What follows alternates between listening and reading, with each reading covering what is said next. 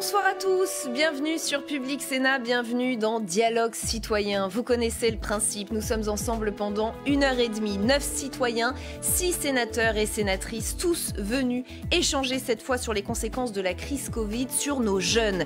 Ils espéraient se lancer rapidement sur le marché du travail, ils étaient fraîchement diplômés dans un secteur d'avenir, ils pensaient retourner à l'école sereinement et cette crise Covid est venue bousculer tous leurs projets, parfois tous leurs espoirs.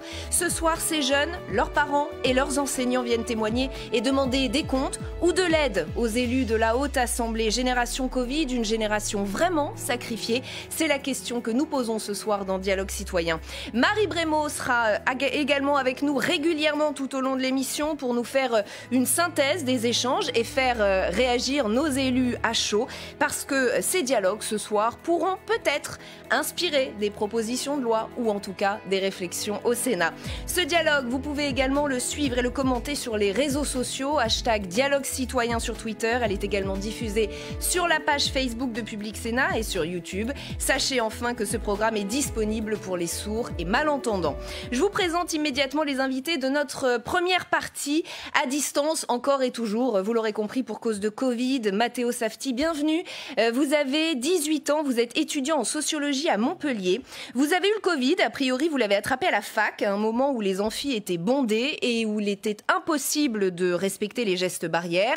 Les règles ont changé depuis, mais ces règles rendent l'apprentissage extrêmement compliqué, surtout quand on est en première année et qu'on connaît assez mal le fonctionnement des universités. Vous nous parlez d'un risque de décrochage. Vous aurez l'occasion de nous détailler tout cela dans un instant. Anaïs Leclerc est également avec nous. Bienvenue. Vous avez 39 ans, vous avez 3 enfants, tous scolarisés à Toulouse en maternelle et en primaire. La rentrée de septembre a été absolument chaotique à cause des cas Covid, des cas contacts, des élèves ont été isolés. L'une de vos filles a été très touchée par ces allers-retours incessants entre l'école et la maison. Elle est suivie par un psychologue aujourd'hui. Vous nous direz ce que vous attendez de nos élus ce soir. Virginie Akliouat est également avec nous. Bienvenue. Vous êtes directrice d'une école primaire à Salon-de-Provence dans les Bouches-du-Rhône, dans une zone d'éducation prioritaire. Je précise que vous êtes secrétaire départementale du SNUIPP-FSU, syndicat majoritaire dans le premier degré.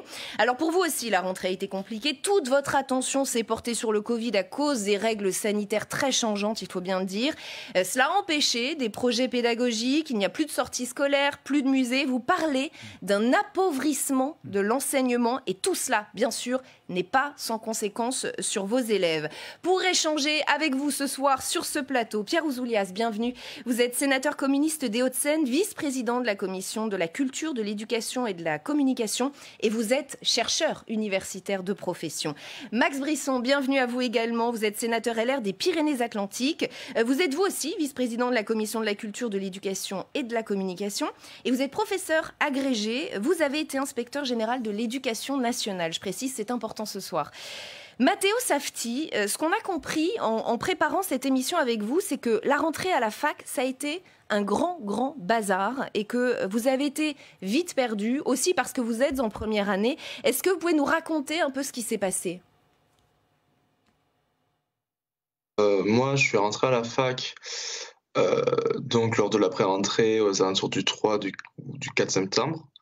Ensuite, les cours ont démarré le 14 septembre, donc jusqu'à là, tout allait bien, même si à la pré-rentrée, on était dans un amphi bondé pendant 2 heures à peu près.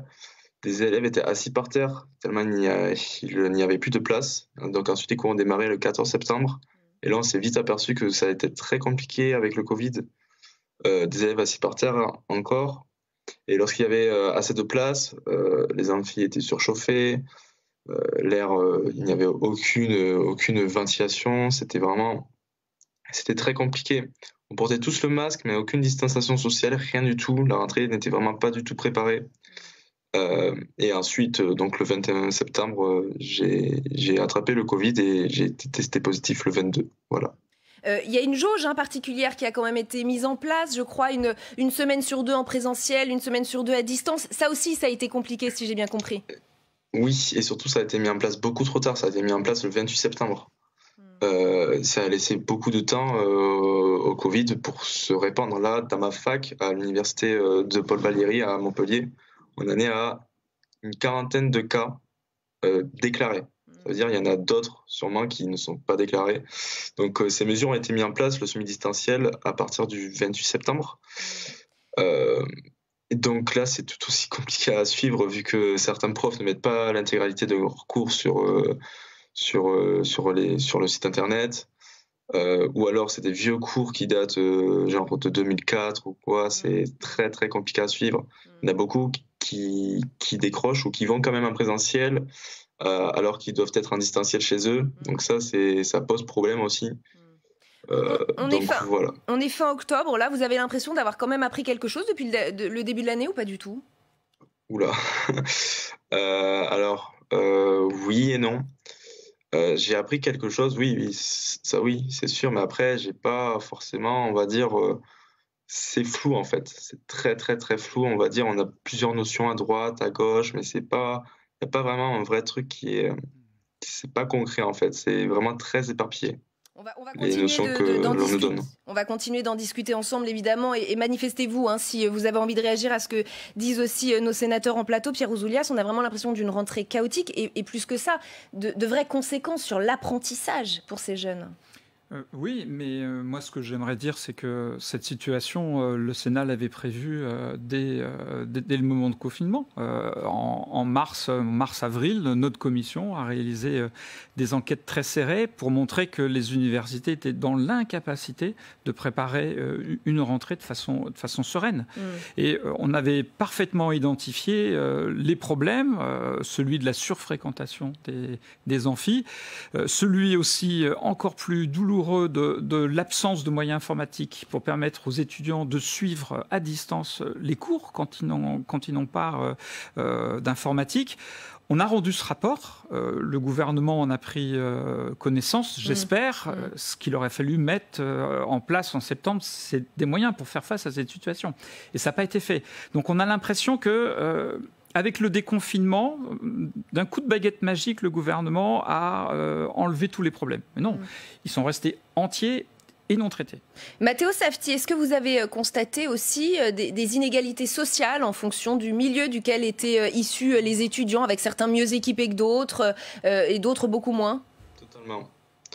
Totalement, ça c'est vraiment, encore une fois, c'est les plus précaires qui y sont touchés, dans le sens où... ceux qui sont aidés par les parents ou quoi, ils peuvent avoir un bon ordinateur, un bon appartement, tout ce qui leur permet de bien étudier. Les plus précaires, un peu comme moi, eux, j'ai eu la fibre, j'ai eu Internet cette semaine. Donc avant, pour suivre mes cours, c'était impossible. Certaines n'ont pas d'ordinateur. La fac, apparemment, veut prêter des clés 4G ou des ordinateurs. Bon, ce serait bien. Mais encore une fois, c'est plus précaires qui sont touchés. Et avec le couvre-feu, ça ne va pas aider. Idem pour les 150 € d'aide, ça reste assez flou aussi, ce point-là. Vous avez une demande particulière ce soir pour nos sénateurs ici présents, et je vous donne la parole ensuite, Max Brisson. Alors, si j'avais une demande particulière à faire, une demande, ce serait... Il y en a beaucoup, mais une seule demande, ça pourrait être... déjà que les étudiants qui travaillent est un complément de revenus à cause du couvre-feu, notamment beaucoup travaillent chez Uber Eats ou quoi, ou dans les bars, donc eux, ils touchent plus d'argent maintenant. Ou alors que les supports de cours, forcer à ce que les supports de cours soient vraiment mis. Et voilà, ce seraient les deux demandes que j'aurais. Alors on laisse Max Brisson vous répondre. Moi je peux dire à Matteo que c'est exactement la question que nous avons posée hier à la ministre de l'Enseignement supérieur, que nous avons auditionnée en commission de l'éducation, de la culture et de la communication, où nous avons posé la question en effet des difficultés, de la précarité des étudiants qui travaillent, de la difficulté de trouver des stages, de trouver des jobs d'étudiants qui permettaient aux étudiants de compenser souvent les inégalités sociales et familiales. Et bon, alors la réponse était on étudie et on y réfléchit, mais que Matteo sache que le Sénat, de là où il est, a bien interpellé et que nous sommes chacun dans nos territoires parfaitement conscients de ça. Moi, je voudrais, pour élargir par rapport au témoignage de Matteo, dire deux choses. Je crois qu'il faut différencier l'institution et les professeurs. Moi, je veux quand même saluer, qu'ils soient dans le second degré ou dans le supérieur, l'engagement des professeurs, avec des moyens extrêmement limités, avec des choses qui ne sont pas préparées.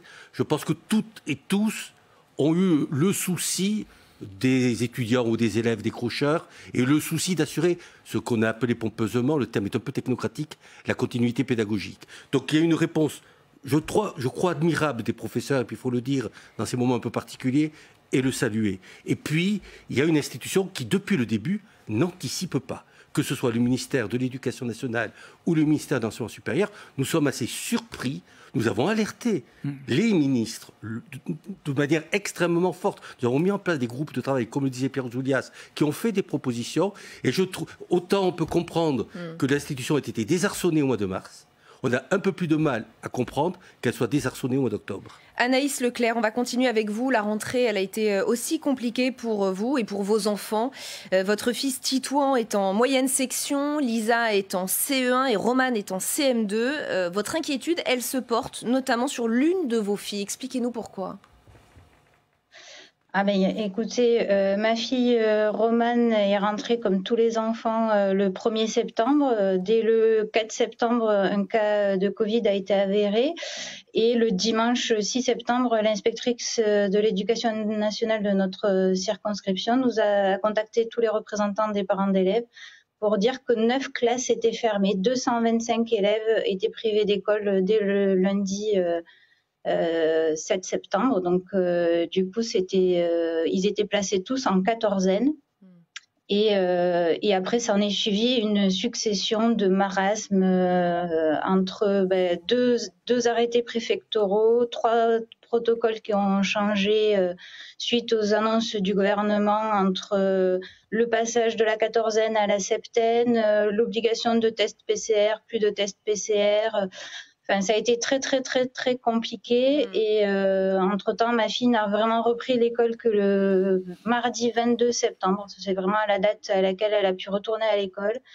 Et elle a la sensation d'être punie, de ne pas pouvoir retourner à l'école avec les copains, alors que son frère et sa sœur, qui n'étaient pas dans les mêmes groupes classes, pas les mêmes niveaux, eux devaient aller à l'école. Et c'était assez incompréhensible pour toutes les familles d'avoir un enfant à l'isolement à la maison et les autres qui devaient aller à l'école. Notamment mon fils Titouan. Est-ce que ça a des conséquences sur elle psychologiques? Je disais qu'elle voyait un spécialiste. Ah oui, est-ce que ça a des conséquences aussi sur son niveau scolaire? Complètement, c'est une problématique un petit peu de confiance. Elle est méfiante vis-à-vis de l'école, de comment ça se passe. Comme je vous dis, elle a eu la sensation d'être punie puisque du coup, autant les copains ont fait une septaine, elle a enchaîné 2 septaines parce qu'elle est restée à côté d'une petite fille qui a été cas positif. Elle est restée assise 30 minutes à côté d'elle et du coup, elle est repartie en septaine. Et du coup, là, vraiment pour elle, la sensation d'être punie parce qu'il n'y a pas d'explication, il n'y a pas d'accompagnement psychologique pour les enfants par rapport à cette crise Covid. Et Lisa qui est en CE1, pas de retard dans l'apprentissage des bases, hein, parce qu'en CE1, on apprend les bases des mathématiques et du français. Alors, ça a été principalement, elle, située au niveau de l'écriture parce que finalement, pendant le confinement, donc sur son année de CP, on s'est concentré sur l'apprentissage de la lecture, qui était le principal. Mais finalement, là, je me rends compte qu'elle a des difficultés en graphologie assez importantes. Elle est en retard par rapport à ce que j'ai pu voir par rapport à sa sœur aînée.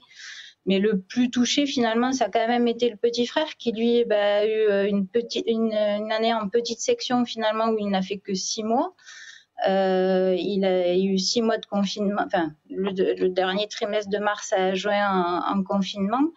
Et puis, là, il voyait sa sœur qui restait à la maison. Lui, il voulait pas retourner à l'école. Il n'a pas plaisir à aller à l'école aujourd'hui encore. Max Brisson, on n'a pas fini de voir les conséquences de ce confinement l'année dernière, de cette rentrée absolument chaotique que nous décrivent les citoyens ce soir. Beaucoup de choses dans le témoignage d'analyste. D'abord, la classe est importante. On voit très bien qu'éloigner les enfants de la classe, on a pu croire à une époque, on a eu un discours sur le numérique qui finalement remplacerait le professeur. La classe et le professeur sont irremplaçables. Apprendre à lire, à écrire, c'est un métier qui nécessite une expertise. Et je crois que par les temps qui courent, il est important de le souligner et de dire ce caractère irremplaçable. Ensuite, moi, ce qui me pose problème dans ce que j'entends, ce n'est pas que des mesures sanitaires aient été prises par les autorités qui avaient à les prendre. Moi, je ne peux pas me permettre de juger des moyens qui sont mobilisés dans la lutte contre l'épidémie. En revanche, qu'il n'y ait rien de prévu en termes pour remplacer et pour assurer cette continuité pédagogique.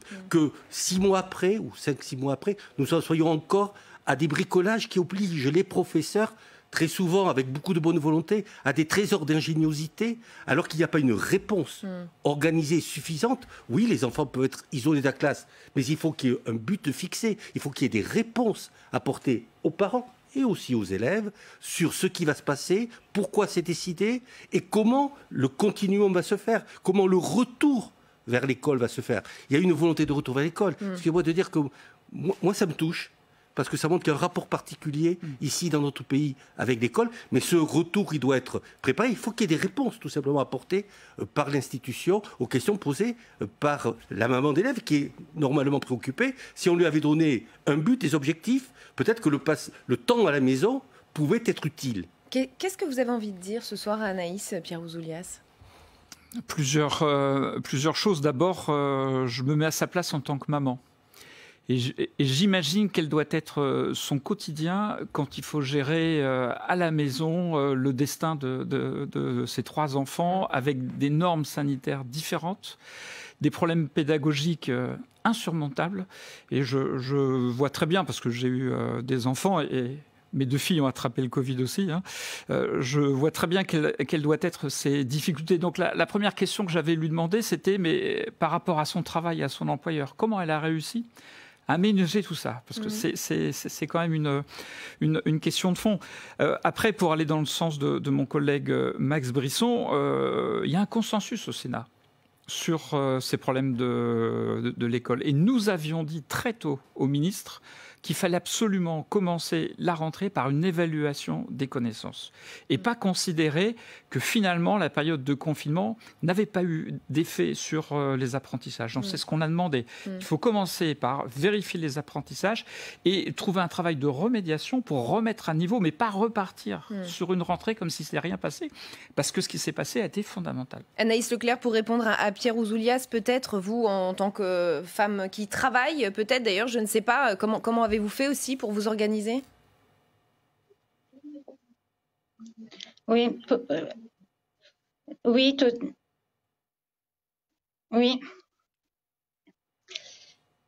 Alors, finalement, c'est pas moi, c'est mon mari, parce que moi, je suis employée de banque et je travaille service crédit. Et donc, je faisais les prêts garantis par l'État et moi, j'ai travaillé à temps plein, voire un sur-régime du confinement.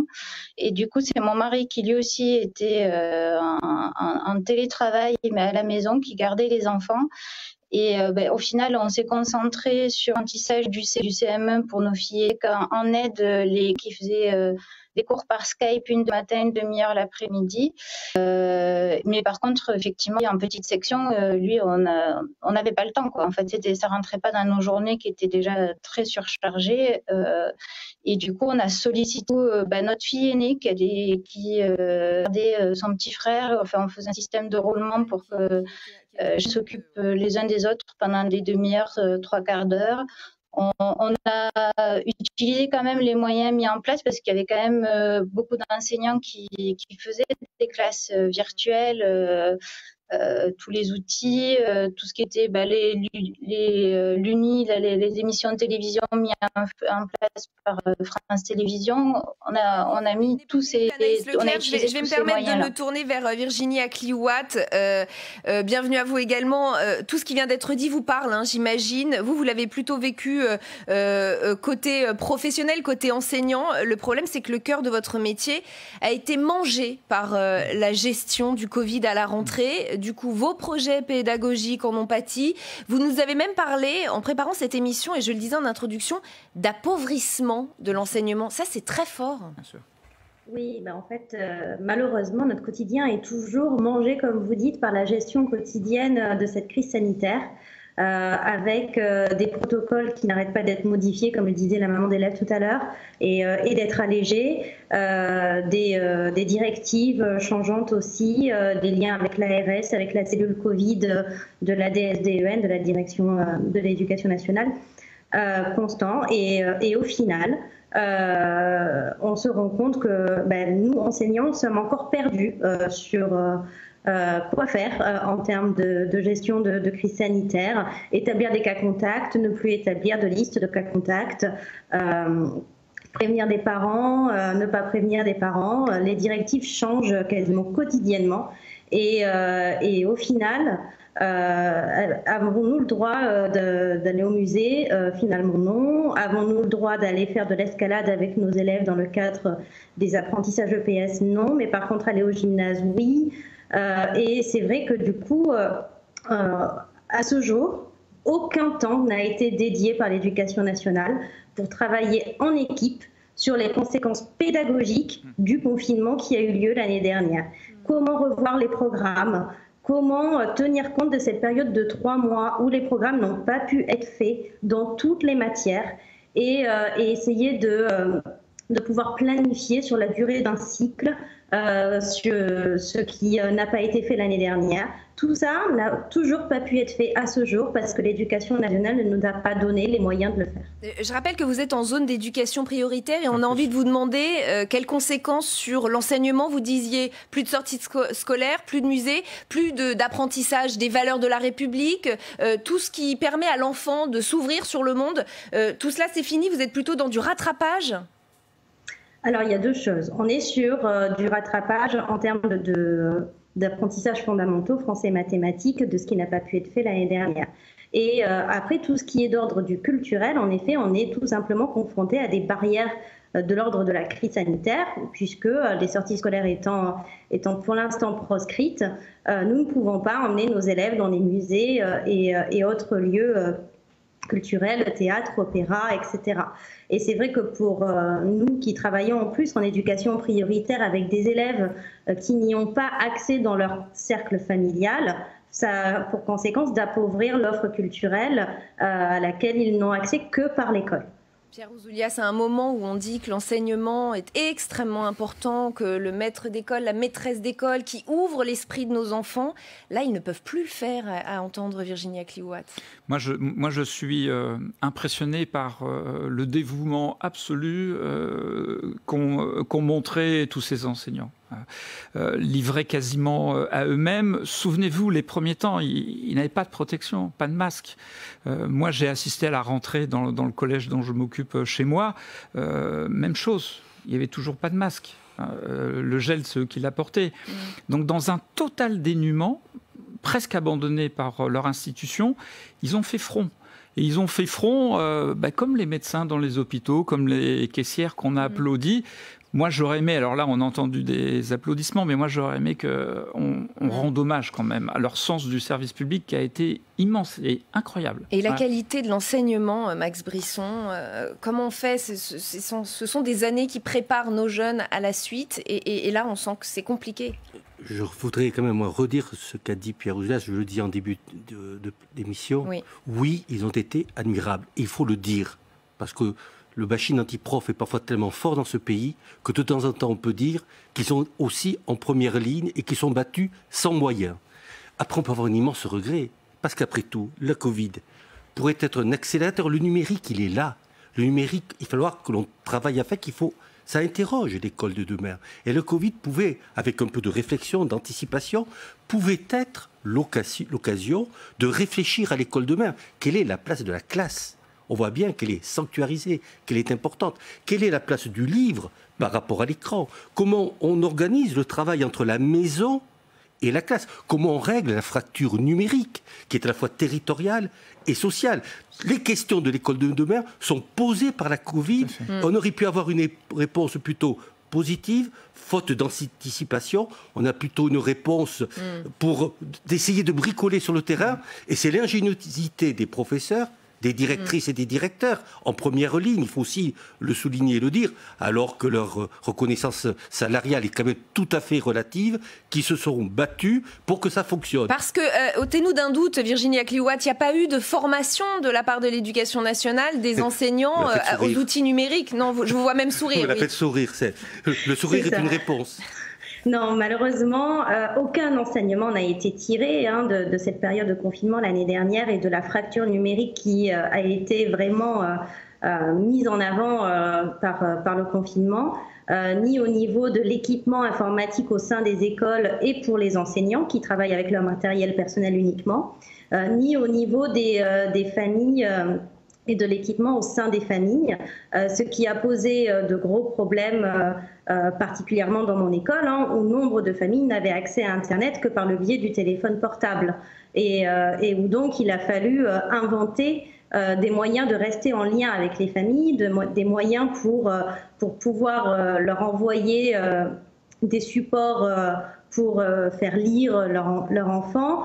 Moi, je tire un immense chapeau à tous mes collègues qui ont fourni leur numéro de téléphone personnel pour pouvoir dialoguer avec les parents et envoyer des photos quand il n'y avait pas d'autre moyen que cela pour pouvoir envoyer des choses à leurs élèves. Max Brisson, il nous reste très peu de temps, je le précise pour tout le monde. Est-ce que vous connaissez beaucoup d'administrations de l'État où les agents de l'État utilisent leur matériel personnel, leurs ordinateurs personnels? Et dans le témoignage qui vient d'être donné aussi, cette volonté très hussard noir de la République d'aller chercher les décrocheurs, tout à fait, d'aller les retrouver, de garder le contact avec l'école. Et ce travail est admirable, je crois qu'il fallait qu'il soit salué. Pierre Ouzoulias ? Tout à fait d'accord avec ce qui vient d'être dit. Vous voyez, quand on touche au cœur de la République, il y a un consensus. On n'appartient pas au même parti, pas au même bord, mais il y a un consensus sur ce qui doit faire nation aujourd'hui. Et vraiment, l'école, l'apprentissage, la connaissance, l'émancipation humaine, ça fait nation, c'est la base de notre République. Donc dans une période comme ça, s'il faut faire des choix politiques, c'est en faveur de l'école. C'est maintenant qu'il faut faire ces choix. Et on retiendra ce message d'union. Merci à tous les 5 d'avoir participé à ce dialogue citoyen. Merci d'avoir accepté le jeu de l'échange franc et direct. Place à notre deuxième partie. On a donc vu l'école en temps de Covid. Voyons maintenant comment les jeunes gèrent l'arrivée sur le marché du travail. Là aussi, des freins nouveaux qu'ils n'imaginaient pas il y a moins d'un an. Je vous le rappelle, certains se lançaient dans des secteurs porteurs, sans problème d'embauche a priori. Aujourd'hui, les cartes sont complètement rebattues. Ils vont en témoigner dans un instant. D'abord, on va retrouver Marie Brémaud pour nous faire un point sur ce qu'on a entendu et peut-être recueillir les réactions à chaud de nos sénateurs, Marie. Exactement, une première réaction à chaud avec Max Brisson. Est-ce que ces échanges ils peuvent nourrir votre travail de législateur, peut-être un amendement, une proposition de loi ou tout du moins une réflexion ? Nous avons eu des échanges très vrais. On a senti des témoignages qui nous confrontaient à la réalité. Et puis ça a aussi beaucoup confronté, ces témoignages ont confronté ce que nous avons dit au ministre depuis très longtemps. Finalement, nos groupes de travail au Sénat sont bien implantés dans la ville. Les sénateurs, ils sont sur le terrain, dans leur département. Et ce qu'ont dit les parents, ce qu'ont dit les directeurs et le jeune étudiant, c'est des choses que nous avons déjà posées et sur lesquelles nous avions déjà beaucoup alerté là et le ministre. Merci Max Brisson. On va également entendre la première réaction à chaud de Pierre Ouzoulias. Restez avec nous, Pierre Ouzoulias. Qu'est-ce que vous retenez ? J'ai invité mon collègue à venir avec moi pour montrer qu'il y a un consensus républicain sur la part qu'il faut donner à l'école. D'accord. Et alors, c'est un message politique fort, ça. Très bien. Une chose à retenir de ces échanges, selon vous ? Bouleversant. Enfin, c'est des choses qu'on connaît, mais la façon simple dont ces personnes nous ont décrit leur quotidien difficile est absolument bouleversant. Et moi, je retiens ce que nous a dit ce jeune, parce qu'il a caché avec beaucoup de pudeur quelles devaient être ses conditions matérielles au jour le jour, comment il mange. Qu'est-ce qu'il fait ? Il ne l'a pas dit, mais on sentait bien qu'il y avait là une immense détresse, un besoin d'aide. Et il faut répondre. Eh bien, on aura l'occasion sans doute d'en reparler. Et puis, on a hâte d'écouter maintenant votre second plateau, Rebecca. Et merci beaucoup, à tout à l'heure. Je vous présente tout de suite les invités de notre deuxième partie. Tiffany Marsouin, bienvenue. Vous avez 27 ans, vous avez 2 enfants, vous vivez à Rennes. En 2008, vous avez été embauchée en CDI dans une start-up dans le secteur du tourisme en tant que responsable communication. Mais voilà, avec la crise Covid, tout bascule au mois de mars. Vous êtes alors licenciée. Depuis, vous ne cessez de chercher du travail. Vous lancez des initiatives personnelles. Vous êtes dans un cabinet de recrutement, mais rien n'y fait. Vous n'avez pas eu un seul entretien d'embauche depuis le mois d'avril. Vous allez nous raconter tout cela dans un instant. Fiona Puren est également avec nous. Bienvenue. Vous avez 21 ans, vous êtes étudiante au Mans et vous recherchez une alternance dans le tourisme d'affaires. Le problème, c'est qu'aucune entreprise n'est en mesure d'accueillir des employés supplémentaires à cause des jauges. Vous vous demandez comment vous allez faire pour trouver un emploi si même l'alternance est compliquée. Enfin, Marion Aburto, bienvenue. Vous avez 34 ans, vous avez 2 enfants. Vous vivez à Boulogne-Billancourt, près de Paris. Vous êtes auto-entrepreneur dans l'événementiel sportif. La crise a sérieusement fragilisé votre activité. Toutes vos prestations s'annulent les unes après les autres. Vous n'avez pas de recours possible. Et aujourd'hui, pour gagner un minimum de revenus, vous acceptez tout ce qui vient. Parfois, vous ne faites même plus vraiment votre métier. Pour échanger avec vous ce soir sur ce plateau, Sylvie Vermeillet, bienvenue. Vous êtes sénatrice du Jura, membre du groupe Union Centriste, vous êtes vice-présidente de la Commission des Finances et co-rapporteur de la Commission d'enquête Covid ici au Sénat qui poursuit ses travaux. Frédéric Marchand est également avec nous, bienvenue. Bonjour. Vous êtes sénateur du Nord, membre du groupe Rassemblement des démocrates progressistes et indépendants. Alors pour que ce soit bien clair pour nos citoyens et nos téléspectateurs, c'est le nouveau nom du groupe En Marche au Sénat. Et vous êtes aussi vice-présidente de la Commission de l'aménagement du territoire et du développement durable. Merci à tous les 5 d'être avec nous dans Dialogue Citoyen. Tiffany Marsouin, on va commencer avec vous. Je le disais, vous avez été donc licenciée au mois de mars. Le secteur de la communication est très touché parce qu'en général, ce sont les premiers budgets qui sont gelés en cas de crise. Vous en avez été une victime directe. Est-ce que vous pouvez nous raconter votre parcours du combattant depuis le mois de mars ? C'est exactement ça en fait, parcours du combattant clairement. J'ai appris mon licenciement au mois de mars, licenciement prononcé en avril. Et dès le mois d'avril, dès que j'ai dû trouver comment me positionner sur le marché, j'ai vite compris que c'était compliqué. Et comme vous l'avez souligné, je n'ai pas eu un seul entretien d'embauche malgré mes volontés de faire les choses différemment aussi pour me démarquer, étant donné qu'on est dans un univers très concurrentiel qui est la communication. Il faut se positionner, il faut montrer une certaine confiance, une certaine envie. Et c'est là que c'est compliqué parce que on voit sur quoi se raccrochent les critères français sur le recrutement. Et moi, clairement, c'est j'ai pas de master, quoi. J'ai qu'un niveau Bac+4, donc ça coince, ça tout de suite, ça m'élimine une possibilité d'échanger, alors que j'ai peut-être beaucoup de choses à proposer, plein d'idées, etc. Mais ça, j'ai pas de master, vous comprenez. Et du coup, qu'est-ce qu'on vous dit, qu'est-ce qu'on vous conseille ? Vous êtes obligé un peu de changer votre fusil d'épaule, de changer presque d'activité. Comment vous faites ? Alors, on me conseille de revoir un peu mes ambitions à la baisse. Moi, aujourd'hui, je vise un poste de responsable communication et RSE. Car la RSE pour moi est un gros levier pour notre transformation de notre société et notamment par les entreprises, et je pense que la communication a son gros rôle à jouer là-dessus. Du coup, là on me demande oui, pourquoi tu referais pas de l'alternance? Alors comme vous l'avez dit tout à l'heure, je suis maman de 2 enfants, j'ai une réalité économique où l'alternance ne me permet pas de faire cela. D'autant plus que j'ai une reconnaissance travailleur handicapé qui est en plus de ça un levier compliqué à actionner pour les entreprises qui ne mesurent pas encore toute l'opportunité que ça représente. Qu'est-ce que vous attendez de l'échange ce soir avec les élus de la Haute Assemblée qui sont présents sur ce plateau ? Quelque chose d'étonnant peut-être, de la bienveillance. Je pense qu'on a besoin beaucoup de partage et d'échange justement, et c'est ce que permet cette émission. Et plutôt que d'aller dans de la confrontation sur moi ça va pas, oui mais moi ça va, machin, etc. Non, on va aller sur quelque chose d'intelligent et trouver ensemble un horizon, une harmonie en tous les cas. Moi je crois beaucoup à cette humanité-là et je pense qu'on en a vraiment beaucoup besoin en ce moment. C'est touchant ce que vous dites, besoin de bienveillance, Sylvie Vermeillet. Vous êtes touchée par le message de Tiffany ce soir ? Oui, je la comprends énormément. Je suis une maman, moi aussi. J'ai des filles jumelles qui ont 20 ans, qui font des études et qui peinent aussi beaucoup pour trouver des stages. Une de mes filles est à l'étranger.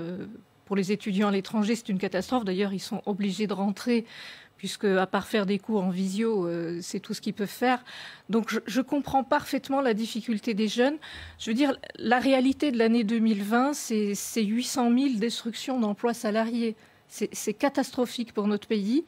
Ceci dit, si je peux apporter une note d'espoir, 2021 sera le rebond, 2021-2022. 2021 va recréer 400 000 emplois. Alors, c'est vrai, quand j'entends Tiffany... J'entends, je sais qu'il y a 750 000 jeunes qui arrivent sur le marché. C'est à peu près le nombre de départs en retraite aussi pour l'année 2020. Mais c'est 2021 qui va redonner l'espoir. Alors, le temps est long. Oui, il faut tenir. Bien sûr. Le temps est long, surtout quand on est jeune et qu'on a du talent, comme elle nous l'expose. Et cette crise est très injuste pour des gens qui ont envie de travailler. Et bien sûr, il y a des aides d'État. On va peut-être pouvoir en parler. Mais alors, peut-être aussi autre chose qu'on développera, mais c'est que la crise n'impacte pas de la même manière tous les secteurs d'activité et toutes les zones géographiques. Je crois que vous aviez envie de réagir, Tiffany Marson. On vous a vu bouger les lèvres, mais on ne vous a pas entendu. Non, je disais que par rapport justement à ce chômage-là, il faut aussi prendre en compte que le taux de chômage est double pour les personnes qui sont en situation de handicap. Et aujourd'hui, je pense qu'il y a un réel besoin d'un accompagnement des entreprises sur les réels avantages que ça a d'embaucher des personnes en situation de handicap. Donc, on voit que Sophie Cluzel est très très bien sur ses actions. Elle est vraiment très motivée et très engagée et c'est tant mieux. Et on a besoin de ça, notamment avec une aide de 4 000 € qui est apportée jusqu'en février pour stimuler cette embauche-là. Mais on sent que le problème n'est pas que des 4 000 €. En fait, il est beaucoup plus profond que ça. Et je pense qu'il y a vraiment un besoin de dialogue, d'information, de formation. Et je reviens sur ce mot accompagnement qui, je trouve, est essentiel pour sensibiliser autour du handicap. Toutes les belles valeurs que ça peut entraîner sur la performance de l'entreprise, sur les collaborateurs entre eux. C'est tout ce qui peut être apporté est très important. Et malheureusement, ça ne l'est pas beaucoup visible, malgré que très bientôt, le 19 novembre, il y a une initiative qui s'appelle la DUOD, qui devait être en mai, qui est reportée en novembre, pour justement montrer ce que c'est que le quotidien handicap. Frédéric Marchand, c'est vrai qu'il faut les inciter, ces entreprises, à oser embaucher, même si j'imagine les carnets de commandes sont quasiment vides, même si ils ont peur du lendemain, même s'ils ont peu de visibilité. On voit qu'il y a des jeunes extrêmement motivés, prêts à les accompagner, prêts à les enrichir. Comment on les incite, ces entreprises ? C'est vrai, quand on écoute Tiffany cet après-midi, au-delà de ta situation qui est pour le moins compliquée, on voit dans son large sourire un enthousiasme, une volonté, la volonté d'avancer. Et moi, j'ai envie de dire aujourd'hui, on est dans une situation tout à fait exceptionnelle. Voilà, je reprends ce qu'a dit ma collègue, on est dans une année 2020 tout à fait exceptionnelle, qu'on espère qu'on ne reverra plus. Mais ce qui importe aujourd'hui, c'est vraiment du cousu humain, de la dentelle et de l'accompagnement individualisé. Ce que vous disiez fort bien tout à l'heure, on ne va pas se raconter d'histoire, on ne va pas trouver de solution pour tout le monde, mais il faut qu'on tente de trouver des solutions, il faut qu'on tente de trouver des solutions avec les uns, avec les autres, en regardant situation par situation et en mobilisant tous les acteurs. Vous parliez des entreprises qui sont une chose, mais je crois qu'il faut aussi mobiliser les pouvoirs publics et mobiliser les pouvoirs publics de proximité. Mobiliser tous les élus de la République qui sont aujourd'hui, à leur niveau, le plus modeste soit-il, des interfaces entre les citoyens confrontés à des difficultés qui peuvent, par le biais de réseaux, de connaissances, connaître certaines situations et pouvoir débloquer des situations individuelles. Je crois que l'heure, au-delà des grands dispositifs qui sont, et je pense que là, le gouvernement a fait ce qu'il fallait, mais après, derrière, comment fait-on pour traduire concrètement ces dispositifs sur le terrain et auprès de nos concitoyens, notamment de nos plus jeunes. Moi aussi, je vais donner un exemple tout à fait personnel. J'ai une fille de 18 ans qui a commencé cette année la faculté et qui avait trouvé un job de la restauration. Et voilà-t-il pas qu'elle a été impactée puisque ça a coïncidé avec des licenciements et donc elle n'a pas pu commencer à travailler. On va continuer avec Fiona Puren, même si évidemment, Tiffany Marson, si vous avez envie de réagir, vous faites signe. On vous entendra et je vous donnerai la parole. Fiona Puren, vous recherchez une alternance. C'est ce que je disais tout à l'heure en introduction, mais on peut le dire, c'est une vraie galère. Hein. Racontez-nous. Oui. Alors, du coup, cette année, j'ai décidé de reprendre mes études en intégrant l'école des professionnels du tourisme, en ayant pour objectif de faire une formation en alternance. Mais c'est vrai que je n'ai pas eu de réponse positive auprès des employeurs, ou pas du tout de réponse. Donc c'est vrai qu'actuellement c'est compliqué. C'est vrai qu'on ne sait pas trop ce que ça va donner. Donc oui, c'est très compliqué. Du coup, quelle est l'alternative? Quel choix avez-vous? Qu'est-ce que vous vous dites? On rallonge ses études, on continue, on poursuit? Quelles sont les solutions qui vous viennent à l'esprit? Alors déjà, on a eu une aide de l'État qui fait que nous ne payons pas l'école en février. Mais si en février, nous n'avons pas de patron, nous devons payer l'école. Donc, on a malheureusement un souci de liaison. Alors, je ne sais pas si on vous a... Oui, Fiona Puren, on vous entend? Ah, alors la liaison a été interrompue malheureusement. Évidemment, Fiona Puren, dès qu'on vous a retrouvé, je vous redonne la parole dans un instant. Elle nous disait en préparant cette émission qu'elle n'était pas la seule à chercher, que dans sa classe, seulement 5 étudiants avaient trouvé une alternance. A priori, quand on se lance dans le secteur du tourisme, on n'imagine pas qu'on va avoir des problèmes pour ne serait-ce que trouver un stage, une alternance et encore moins un emploi. Là aussi, on peut dire qu'il y a des trous dans la raquette dans cette crise. Frédéric Marchand. Je ne parlerai pas de trous dans la raquette, mais on est là sur un secteur qui est en première ligne en termes de conséquences et des difficultés qu'on ne mesure même pas, avec des dates de reprise. Tout à l'heure, on évoquait la date de reprise des activités économiques pour 2021-2022, mais en termes de tourisme, une visibilité. Moi, je suis de très près un secteur qui est celui du tourisme éducatif et linguistique. Les agences de voyage qui sont spécialisées dans les voyages scolaires. Je peux vous dire qu'aujourd'hui, c'est pas en 2021 que la reprise va arriver, peut-être en 2022, mais c'est plutôt 2023 et 2024 pour retrouver un rythme normal. Donc une absence de visibilité qui n'est pas forcément propice aujourd'hui à recruter en alternance, mais avec quand même de la part des acteurs avec qui j'échange, la volonté de se réinventer. Je sais bien que c'est un terme tarte à la crème, mais la volonté de repenser une nouvelle façon d'organiser les voyages scolaires et sans doute des pistes. Et tout à l'heure, je parlais de réseaux, de mobilisation des uns et les autres. Voilà, bon, dans le cadre de ces relations que j'ai pu nouer avec ces voyagistes qui sont aujourd'hui à la recherche de nouveaux talents, moi je me tiens à la disposition de mademoiselle s'il le faut pour pouvoir l'orienter et pouvoir l'aider dans ses recherches. Avec grand plaisir. J'imagine qu'elle sera ravie. Fiona Puren, vous entendez cette main tendue de Frédéric Marchand sur ce plateau. Vous entendez aussi qu'il y a un problème de visibilité, clairement, dans les entreprises liées au tourisme. Est-ce qu'il vous arrive de vous dire que vous allez changer de voie alors que vous alliez vers un secteur qui était porteur? Finalement, c'est peut-être vers autre chose qu'il va falloir se tourner. Vous le dites, ça? Pour le moment, non. J'aimerais aller jusqu'au bout, mais puisque c'est vraiment quelque chose qui me plaît. Donc non, pour le moment, je ne veux pas changer de voie. Dans quel état d'esprit êtes-vous? Est-ce que vous êtes frustré? Est-ce que vous commencez à être en colère? Est-ce que vous êtes amère parfois ou au contraire toujours combative? Toujours combative. C'est vrai que je suis un peu déçue. Je pensais avoir une entreprise dès la rentrée. Mais c'est pas possible. Mais je continue mes recherches et je perds pas espoir. Elle ne perd pas espoir. C'est un message aussi d'espoir, Sylvie Vermeillet. C'est beau de voir cette combativité chez des jeunes qui allaient vers un domaine qui a priori ne posait pas de problème. Oui, effectivement. Moi, je suis fière de voir cet enthousiasme chez nos jeunes malgré cette crise. Je sais qu'ils font front avec l'ensemble de la nation. Donc on peut leur rendre hommage sur cet engagement qu'ils ont. Après, je dirais, en matière de tourisme, on l'a bien vu cet été, juillet-août, le tourisme en Île-de-France ou le tourisme dans le Jura, qui est mon métier, c'était pas tout à fait le même. Et dans le Jura, le tourisme, ça bat son plein, quoi. Il n'y a pas de difficulté.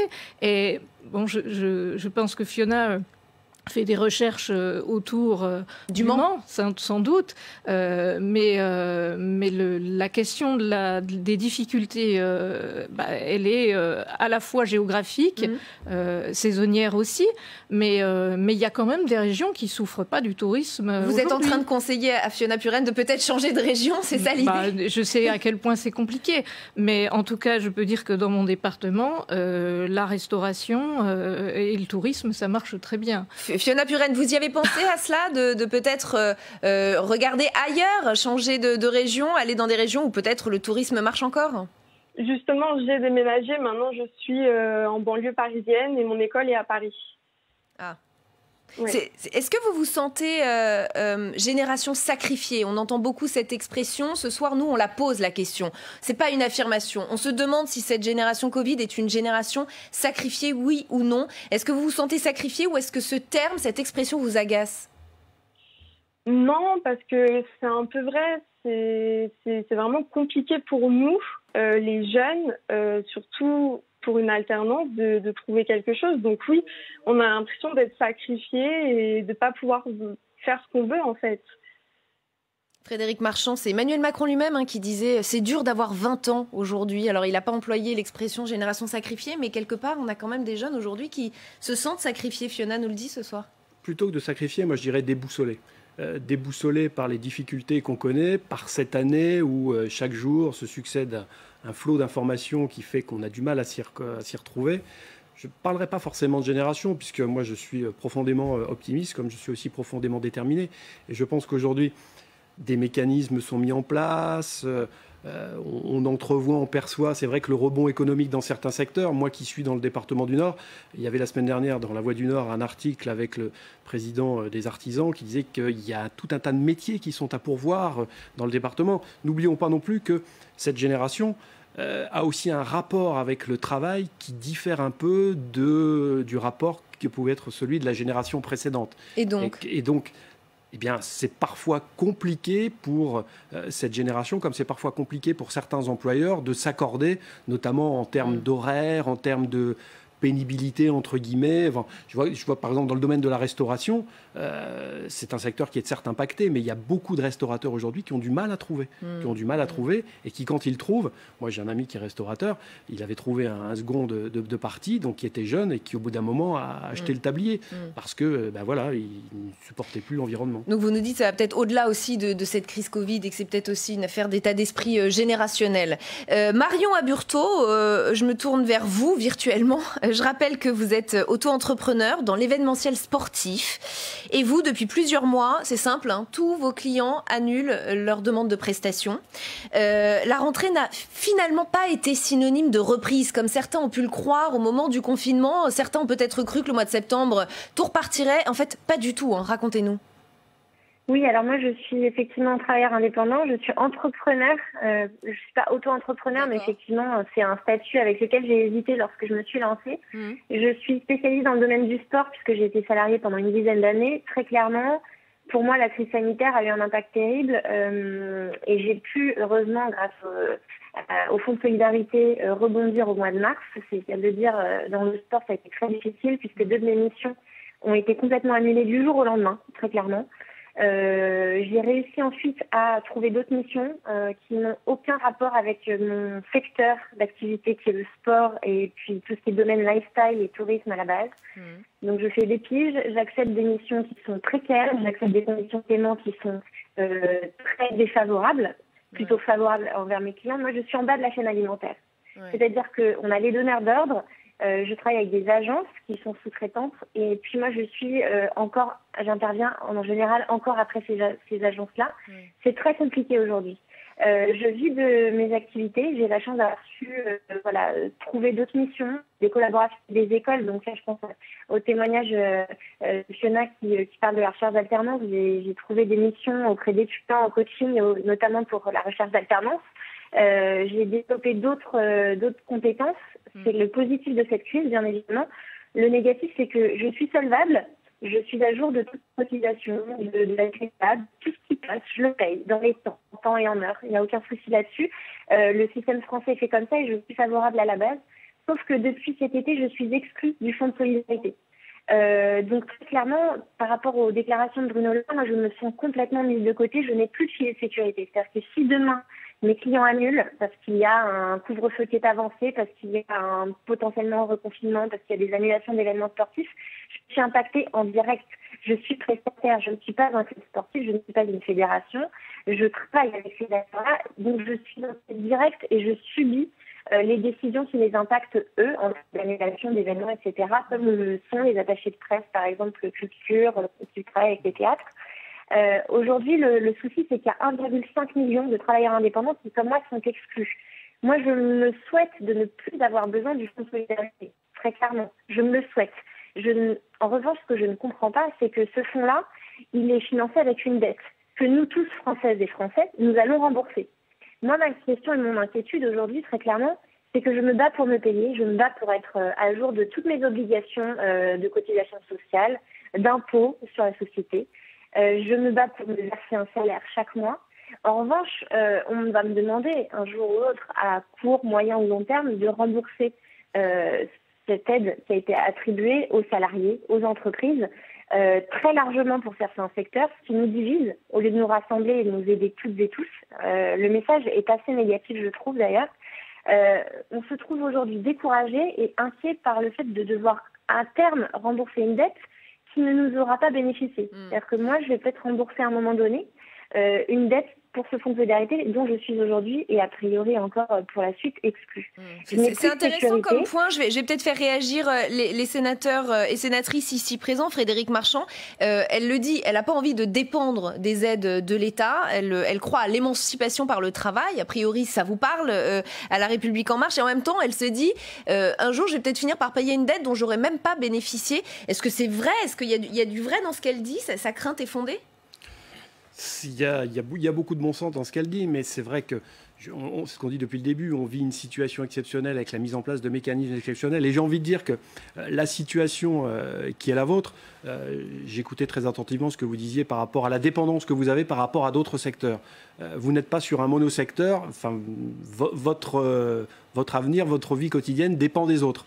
Et donc vous, quelque part, on parlait tout à l'heure de trous dans la raquette, vous êtes l'exemple type de la personne qui échappe à tel ou tel dispositif. Et là aussi, j'ai envie de dire, et c'est tout l'intérêt de cette émission, de nous mettre en relation finalement, il y a aujourd'hui un ministère qui est conduit par Alain Griset, qui a justement comme finalité de s'occuper, d'avoir à connaître de cas comme les vôtres, avec, là aussi, je ne sais pas si vous le savez, donc des mécanismes individuels qui ont été mis en place. Ministère des PME, hein, le ministère, ouais, ministère des TPE et des PME, avec un numéro de téléphone qui permet effectivement, pour chaque situation, j'ai envie de dire un peu complexe, d'avoir une réponse, étant entendu que l'objectif étant que la réponse soit la meilleure possible. Donc c'est en tout cas, là aussi, si il y a nécessité de vous mettre en contact. Voilà, c'est ce que nous essayons de faire dans le cadre de nos circonscriptions.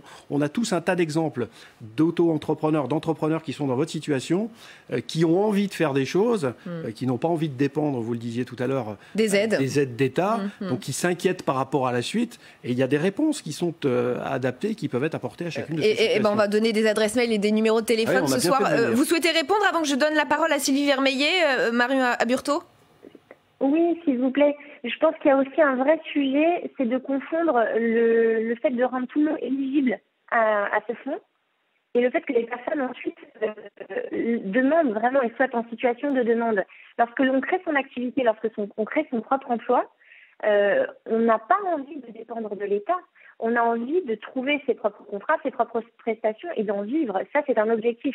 Et les entrepreneurs qui aujourd'hui dépendent malheureusement de ce fonds, c'est qu'en fait, ils n'ont plus de trésorerie. Clairement, ils sont dans une impasse et ils ont besoin de cette aide-là pour rebondir. Quand on se lance dans l'entrepreneuriat, on n'est pas dans la cistana, on tombe un petit peu dans les catégories, voilà, mettre des gens dans des cases. L'entrepreneur est agile, l'entrepreneur est ambitieux et l'entrepreneur est dynamique. En revanche, dans le cadre d'une crise comme celle que nous traversons toutes et tous aujourd'hui, on a besoin de ce filet de sécurité-là pour se projeter et pouvoir se former à de nouveaux secteurs. Moi, je me suis formée à l'utilisation de nouveaux médias comme le podcast. Je me suis formée à l'intervention dans d'autres secteurs d'activité que le sport et j'ai dû investir de ma poche. On n'a pas autant de soutien et d'accompagnement, à mon sens, que ce qui a été fait pour les salariés. C'est bien dommage parce que nous sommes en première ligne, pour reprendre cette expression-là, lorsque l'on porte son propre emploi ou lorsque l'on embauche pour des petites équipes, lorsqu'on a des salariés à charge. Vous avez déboursé de votre poche 2 000 € pour une formation. Sylvie Vermeillet, on a ce soir une jeune femme très très entreprenante qui a envie de faire des choses, qui n'a pas envie de dépendre des autres. Et en fait, elle fait partie, paradoxalement, de ceux qui sont peut-être les moins aidés, les trous dans la raquette. Et elle l'a même dit en bas de la chaîne alimentaire. C'est extrêmement fort. Oui, moi j'entends, mais pour moi, il n'y a pas de sujet à l'évidence. Elle fait partie des cas qu'on doit régler. C'est-à-dire que c'est bien parce qu'il y a la crise sanitaire que Marion, elle perd son activité aujourd'hui. Donc l'esprit de la loi, l'esprit de la relance, l'esprit du fonds de solidarité, c'est bien pour aider les secteurs d'activité qui ne peuvent plus travailler du fait de la crise. Donc je regrette ce qui lui arrive, mais il faut absolument qu'on arrive à lui permettre de continuer à émerger sur ce fonds de solidarité, parce qu'à l'évidence, elle en a besoin. Et nous, on aura besoin d'elle au moment de la reprise. On aura besoin de profils comme Marion. Ça faisait partie des éléments de réflexion. Je me disais que sur son secteur d'activité, lorsqu'il y aura reprise, c'est plutôt elle qui peinera peut-être à recruter, parce qu'il va y avoir une demande absolument phénoménal, évidemment, à la reprise, parce que chasser le naturel, il revient au galop. À un moment donné, les envies dans ce type d'événements vont être très importantes. Juste une petite précision sur le fait d'éventuellement rembourser un jour une dette dont on n'aura pas bénéficié. La nation française, elle est extrêmement solidaire. On paye aujourd'hui des cotisations sociales en espérant bien ne pas aller à l'hôpital. On paye aujourd'hui des cotisations de retraite pour financer la retraite de nos aînés. On est extrêmement solidaire et effectivement, dans le cadre de cette crise, il y a des aides qui sont dévolues aux secteurs qui en ont besoin, et le secteur de Marion en fait partie.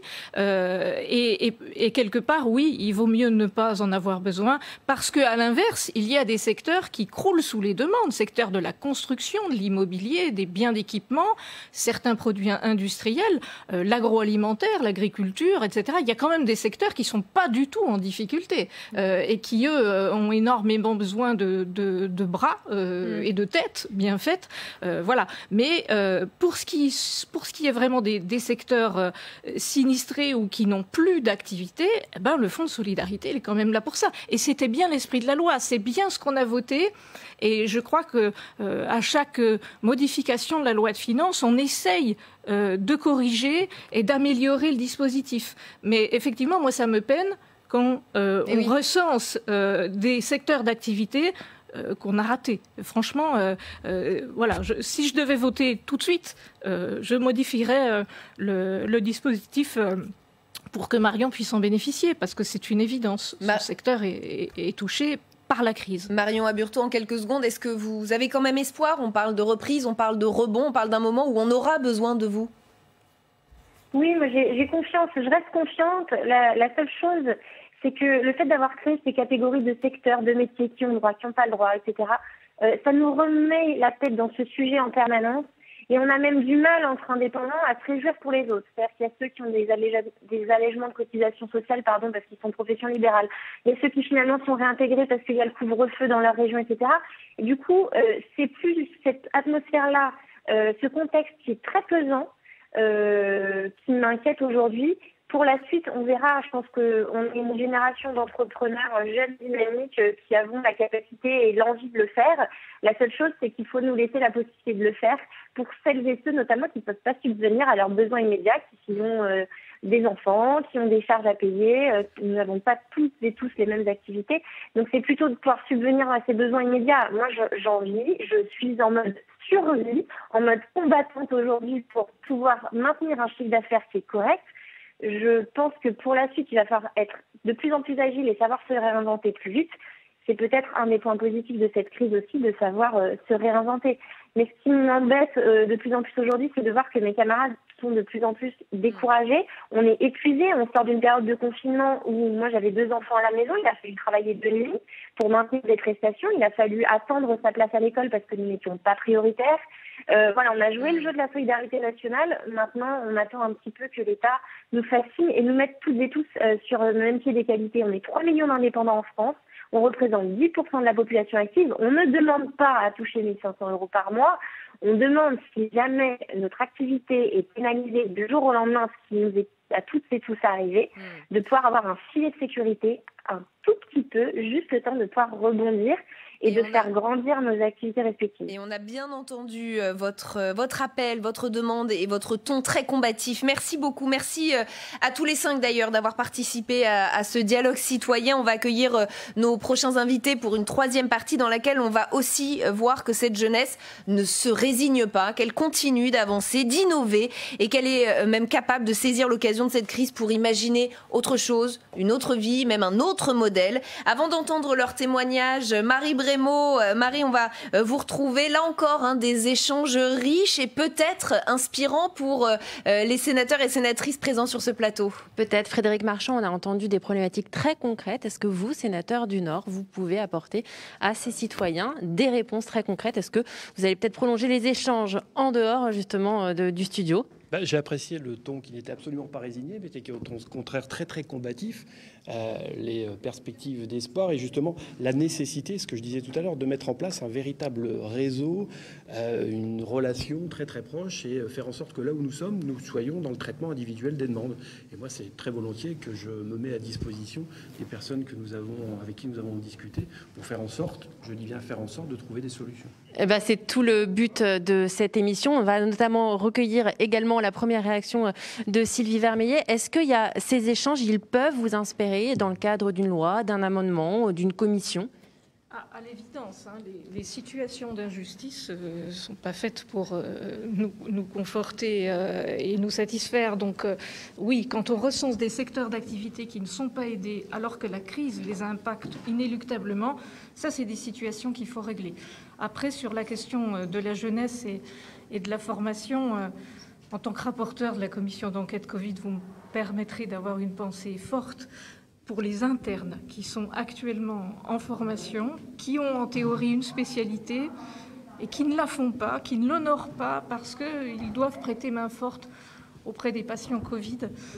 Je pense à eux, c'est très dur. Souvent, ils ont eu des journées, des semaines, des mois très compliqués.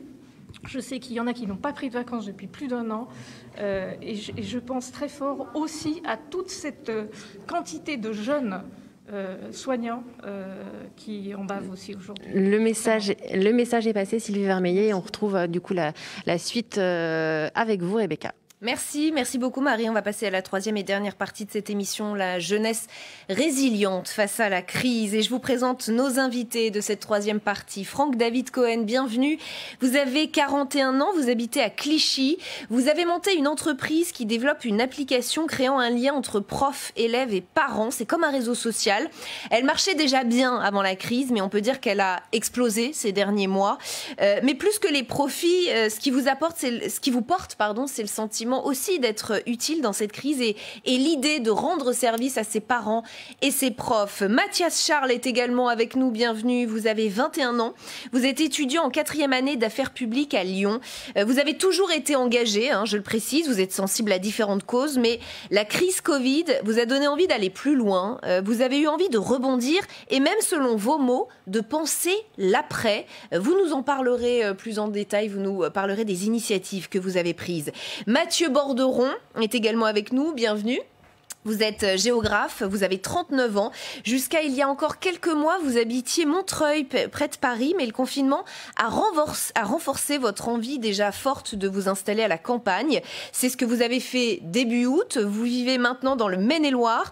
Avec votre famille, vous avez changé de cadre de vie, mais plus que cela, vous avez, je dirais, tourné le dos à un modèle de société. On y reviendra plus en détail avec vous, évidemment, tout à l'heure. Avec vous, pour échanger ce soir, Maryse Carrère, bienvenue.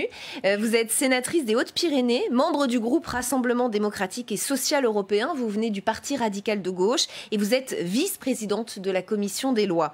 Christine Lavarde est également avec nous. Bienvenue. Vous êtes sénatrice LR des Hauts-de-Seine, vice-présidente de la commission des finances. Vous faites partie des plus jeunes à la Haute Assemblée. Vous venez d'avoir 36 ans. Je crois que c'était même vendredi dernier. C'est exact. C'est exactement ça. Et je le dis parce qu'évidemment, votre âge peut avoir de l'importance ce soir pour certains de nos citoyens qui trouveraient que peut-être la classe politique manque de jeunes.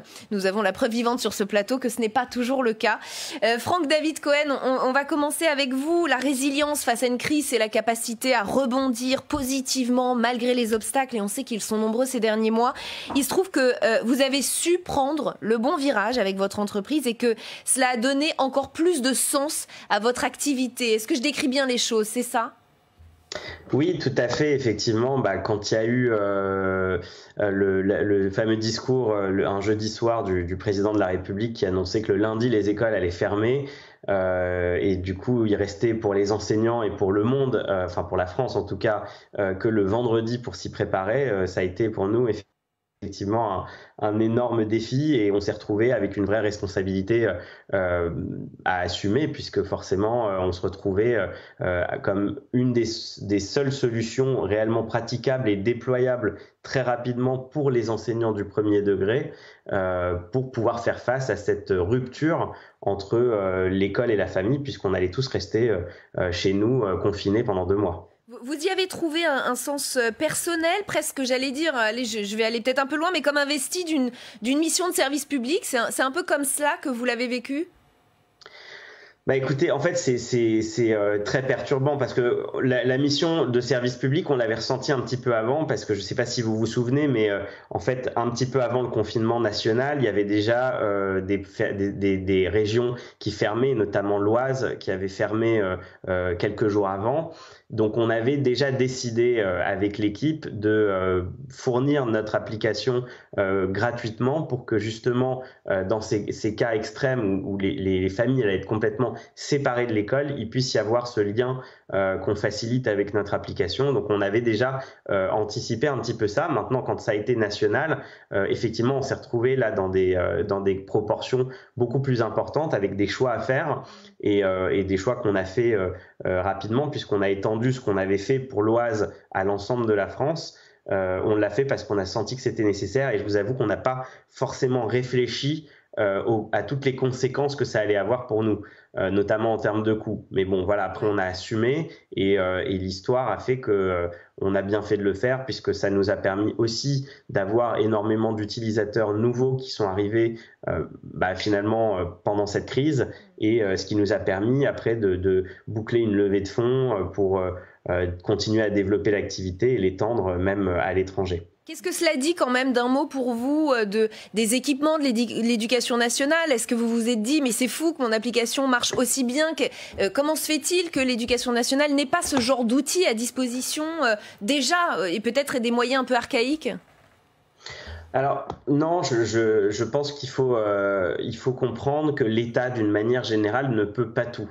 L'éducation nationale, l'État, d'une manière générale, ne peut pas tout. On ne demande pas à l'éducation nationale de faire les manuels scolaires, par exemple, ou de fabriquer des calculatrices pour que les élèves, à partir du collège, puissent faire leurs calculs, ou de fabriquer des compas, et après on peut aller loin comme ça. Donc on a besoin aujourd'hui d'avoir forcément une interaction entre privé et public, parce que oui, effectivement, l'éducation fait partie du service public, et heureusement, et c'est sacré, et c'est génial comme ça, et c'est une grande chance qu'on a en France de pouvoir mettre nos enfants à l'école gratuite. Maintenant, l'école, c'est pas que l'enseignement, c'est aussi tout ce qui va autour, les outils pour communiquer, parce qu'on sait que cette communication entre l'école et les familles, elle est essentielle. C'est évidemment les fournitures scolaires, c'est les manuels scolaires. Donc derrière, il y a un certain nombre d'acteurs du secteur qui existent et qui doivent coexister avec le service public et fonctionner et travailler de main dans la main, en fait. Donc le vrai sujet est là, à mon avis. Maryse Carrère, on voit que c'est une crise qui, si on peut y voir quand même des choses un peu positives, c'est qu'elle nous a poussés dans nos retranchements, tous, autant qu'on est entrepreneurs, enseignants, écoliers, jeunes, de toute façon. Elle nous pousse à innover, elle nous pousse à mieux réfléchir, à se réinventer. Tout à fait. Et je vous remercie d'avoir proposé ces profils de personnes qui montrent toute la résilience qu'on peut avoir dans une période difficile, à l'heure où en plus le Premier ministre va annoncer tout à l'heure, je pense, des renforcements, des durcissements de toutes les dispositions liées à une aggravation de la crise sanitaire. En tout cas, moi, je suis ravie de voir toute cette jeunesse et cette force de résilience. Mais je rajouterai aussi l'esprit citoyen. Et c'est quelque chose qui a été révélateur dans cette crise du Covid, c'est toute la... les entreprises se sont révélées aussi citoyennes. J'ai des exemples sur mon département. Quand on va au plus près des territoires, on se rend compte qu'il y a eu des entreprises qui se sont vraiment révélées citoyennes. Chez moi, j'ai une entreprise dans les Hautes-Pyrénées qui s'est mise à fabriquer des masques alors qu'elle fabriquait des toiles de parapente. Voilà, donc c'est le type d'exemple de résilience et d'adaptation et d'agilité aussi de nos entreprises. Pardon d'aller un peu à nouveau dans le négatif, mais Christine Lavarde, là on parle aussi d'une application. Tout le monde n'est pas forcément équipé en smartphone, tout le monde n'a pas forcément une connexion Internet. On s'est aussi rendu compte avec cette crise qu'il y avait une fracture numérique énorme et on s'est rendu compte que des profs eux-mêmes étaient mal équipés. On s'est rendu compte là, avec cet exemple de Franck-David Cohen, que l'Éducation nationale n'avait pas les outils à proposer et peut-être ne les a toujours pas 6 mois après le début de cette crise. Alors c'est un hasard, mais je vous remercie d'avoir invité Franck-David Cohen parce qu'il montre que notre département est innovant. Donc c'est merci. Et je tiens aussi à préciser qu'il a mis effectivement son application à disposition et qu'aujourd'hui encore, les écoles peuvent l'utiliser pour des coûts d'entrée qui sont vraiment très modestes. Donc il n'y a pas de barrière à l'entrée. Si une institutrice décide de se préparer à avoir de nouveau, à devoir basculer en mode virtuel, les outils sont là et notamment via l'application qu'il a développée. Après, il le disait justement, l'État ne peut pas tout, mais sur ces questions d'application, on a vu et j'ai eu des familles qui m'ont dit mais ce qui était horrible, c'est que suivant les profs, un même enfant pouvait avoir 5 ou 6 applications différentes sur lesquelles les devoirs étaient chargés. Et je ne parle pas quand il y avait des identifiants différents pour les parents et pour les enfants. Et c'est pas forcément réglé aujourd'hui. Hein. Pour revenir sur la situation aujourd'hui, à l'instant T, c'est pas forcément... c'est pas forcément réglé puisqu'on n'a pas une application du ministère de l'Éducation nationale déployée automatiquement et obligatoirement dans l'ensemble des écoles, des collèges et des lycées, qui permet d'avoir un échange entre parents et enseignants, entre élèves et enseignants. Donc ça, c'est très bien, c'est la liberté. Après, ça pose des problèmes techniques. Et vous le disiez justement, cette crise et le fait de devoir basculer en virtuel a montré les inégalités entre ceux qui avaient 2-3 ordinateurs à la maison, donc ça permettait à chaque enfant de pouvoir faire ses devoirs et aux parents de télétravailler, et les familles dans lesquelles on avait au mieux un téléphone qui permettait de charger les devoirs. Et là, les collectivités dans leur ensemble ont joué quand même un grand rôle de soutien en venant prêter, livrer, équiper les familles les moins bien équipés pour que tout le monde ait la possibilité de pouvoir continuer à travailler et à s'éduquer. Franck-David Cohen, je crois que vous vouliez réagir. Je vous laisse une petite seconde pour réagir parce qu'on a 2 autres citoyens qui nous attendent. Oui, je voulais en fait juste ajouter une précision sur les inégalités, parce qu'on parle beaucoup des inégalités effectivement d'équipement. Nous, ce qu'on constate, on a un peu plus d'1 million d'utilisateurs maintenant, c'est que finalement les gens, même dans les classes les plus populaires, puisqu'on est énormément déployés en RED+, sont équipés de smartphones, finalement plus de smartphones même que d'ordinateurs. Et que finalement les inégalités, elles sont plus dans le rapport à l'application, parce qu'il y a un certain nombre d'applications qui existent qui sont extrêmement complexes à utiliser, qui sont d'ailleurs même parfois mises en place par les collectivités ou par l'Éducation nationale. Et là, il y a une réelle inégalité, parce que quand vous avez des parents qui sont tout à fait à l'aise avec la technologie, ils s'en sortent très bien, mais finalement vous mettez sur le banc de touche tous les parents qui ont beaucoup plus de difficultés d'accéder à la technologie, parce qu'ils maîtrisent pas très bien tout ça, et c'est pour ça que nous, en tout cas dans notre démarche aussi, on a une application qui ressemble un peu à un réseau social, mais c'est pas un hasard. Ça ressemble à un réseau social parce que tout le monde sait utiliser un réseau social, et c'est comme ça aussi qu'on brise justement les inégalités. Et je l'ai dit en introduction, la jeunesse résiliente face au Covid, vous en êtes aussi l'illustration, Mathias Charles. Vous êtes étudiant, et plutôt que de déprimer face à cette crise, plutôt que de vous apitoyer sur votre sort, vous avez eu envie d'avancer, et même, je le disais, de penser le monde d'après, notamment et surtout, je crois, en matière environnementale, c'est ça? C'est ça, tout à fait. Bonjour à tous et à toutes. Oui, en effet, la cofondatrice Stacy Algrin a créé Penser d'après. J'ai décidé de la rejoindre pendant cette aventure. Et elle a créé cette initiative pour permettre à l'ensemble de la société d'appréhender les enjeux contemporains.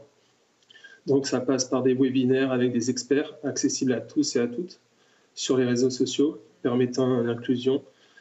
Et on a invité différents experts là pour montrer que quand même il y a des initiatives qui sont possibles, qu'aujourd'hui il y a des chances encore de s'en sortir, malgré que la biodiversité se dégrade, que l'environnement se dégrade.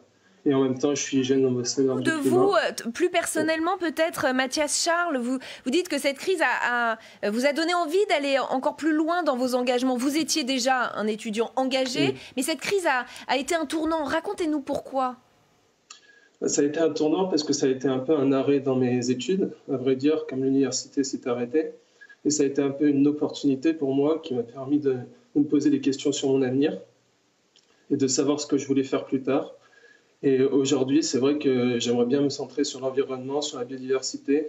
Je trouve qu'aujourd'hui, les politiques publiques n'abordent pas assez l'environnement, l'aspect environnemental, sur plein de questions. Quand je vois la loi des néocotinoïdes qui est remise en place, qui avait été supprimée en 2018, je me dis peut-être qu'il y a un souci et qu'il faut travailler là-dessus. Que j'ai l'impression qu'on fait machine arrière à chaque fois. Et vous nous dites d'ailleurs que les questions de climat remontent beaucoup de la parole de cette jeunesse, et vous dites que cette jeunesse, elle est pas écoutée, qu'elle n'est pas représentée. On a pourtant ici ce soir deux sénatrices plutôt jeunes. Le monde politique manque de jeunes, selon vous? Quand on voit l'âge moyen, il me semble l'âge moyen des sénateurs est de 61 ans, je me dis peut-être qu'il serait bien d'avoir plus de jeunes dans le Sénat, même dans les instances parlementaires et même dans les institutions. Par exemple, la Convention citoyenne du climat a permis de voter des mesures, mais est-ce qu'elles vont être mises en place? C'est toute la question. Christine Lavarde, qu'est-ce que vous avez envie de lui dire ce soir à Mathias Charles? J'ai envie de lui dire que si je suis là aujourd'hui face à vous, c'est que je commençais assez tôt mon engagement. C'était un engagement associatif, bénévole, qui a fait que les personnes qui étaient en place et qui avaient des leviers d'action sur la vie de ma mairie m'ont contacté. Je suis devenue conseillère municipale et petit à petit, j'ai, on va dire, gravi les échelons pour être là. Donc finalement, l'engagement, il n'attend pas le nombre des années. Si on est convaincu, qu'on est déterminé, qu'on fait preuve de bon sens, rien n'est impossible. On parle d'une jeunesse résiliente qui, alors là, en l'occurrence, Mathias Charles, qui dit qu'il a encore plus envie de s'engager. Ça a changé quelque chose aussi pour vous, cette crise? Vous aussi, il y a une forme de tournant qui s'est opéré après cette crise? Alors, ce qui est compliqué, c'est que nous, pour le coup, notre vie n'a pas été mise entre parenthèses parce que le Parlement n'a pas arrêté de siéger et de travailler pendant toute cette période. Et on a même engagé de nouveaux travaux qui n'étaient pas inscrits à notre programme de travail, puisqu'on s'est tous intéressés à la Commission des finances pour faire un suivi des secteurs d'activité pour justement évaluer les conséquences économiques, essayer de voir comment il fallait ajuster les plans de relance, les plans de soutien. Donc, notre activité, elle n'a pas du tout été mise entre parenthèses. Par contre, effectivement, là où je le rejoins, il dit qu'il a pris conscience des préoccupations environnementales. Il n'y a qu'à regarder à l'échelle du monde le fait que les gens ne se déplacent plus, le fait que les industries ne tournent pas, comment la qualité de l'air, il y a des pays, je pense en Inde, en Chine, où on vivait dans un brouillard en quelques jours, semaines, le ciel est devenu clair. À Paris, pendant toute la période du confinement, la qualité de l'air a été à son niveau maximum, ce qui n'arrive Donc vous aussi, il y a une petite prise de conscience de ce côté-là. Mais je pense que c'est tout le monde, tout le monde a bien vu. Alors après, est-ce que c'est effectivement le monde qu'on veut, puisque à côté de ces avancées dans le domaine de la préservation de la qualité de l'air et de l'environnement, on a eu aussi une destruction d'emplois. Donc c'est un équilibre entre les deux qu'il faut trouver.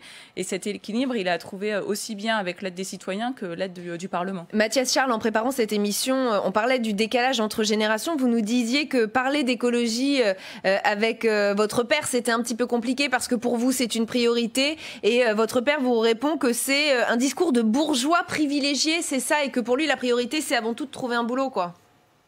Oui, c'était pas vraiment mon père, c'est plutôt avec mes grands-parents, mais c'est la même chose. Oui, en fait, je pense qu'il y a des priorités qui sont différentes entre la jeunesse et la génération précédente, ce qui est normal, je pense, parce qu'ils n'ont pas été assez sensibilisés sur les questions environnementales. Quand on voit aujourd'hui, c'est sûr que l'économie est au fond, est très mal. Je pense qu'il faudrait, c'est ça, trouver un milieu, un équilibre entre l'écologie, pas de l'écologie punitive. Ouais. Mais trouver un juste milieu entre écologie et économie. Vous trouvez génération sacrifiée, vous, Mathias Charles?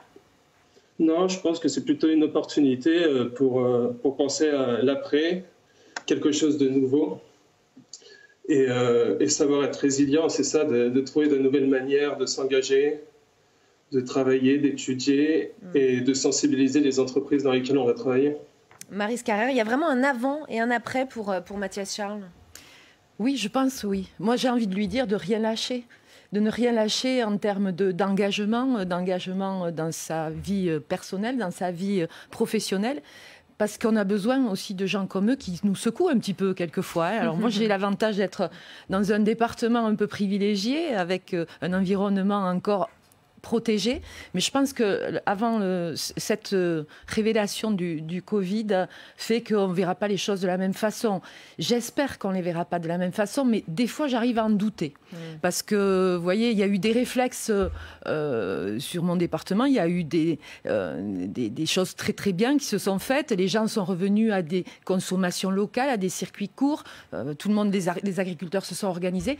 Mais j'ai l'impression que ça s'essouffle un peu aussi avec le temps. Donc, on oublie vite les initiatives, on oublie vite de se raccrocher à des choses essentielles, à du consommer local, à consommer mieux. Et bon, j'espère que le Covid, en s'éteignant, ne laissera pas s'éteindre ces initiatives. C'est intéressant, ça fait transition avec Mathieu Borderon.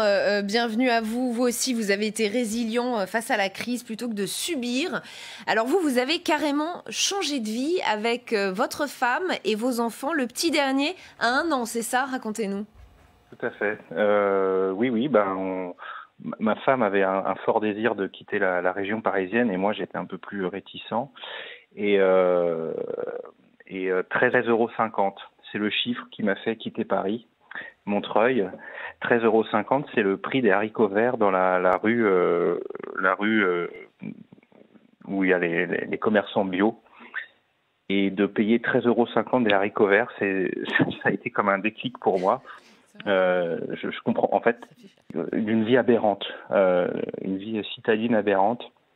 On vit dans des petits appartements qui sont chers, il y a du bruit, on est manifestement entassé et trop sur un petit territoire et le confinement en fait n'a fait que déjà nous aider à partir parce que ça nous a permis de chercher tranquillement une maison et de pouvoir l'acheter assez rapidement après et de surtout pas regretter. Et maintenant je paye mes haricots verts 4 € et c'est entre 4 et 6 €. Ce que vous voulez dire, Mathieu Borderon, finalement, c'est que vous avez aussi tourné le dos, c'est ce que je disais, l'expression est peut-être un peu forte, mais vous avez tourné le dos clairement à un modèle de société, un modèle consumériste avec tout est trop cher et tout le monde est trop individualiste, c'est un peu ça ou je caricature?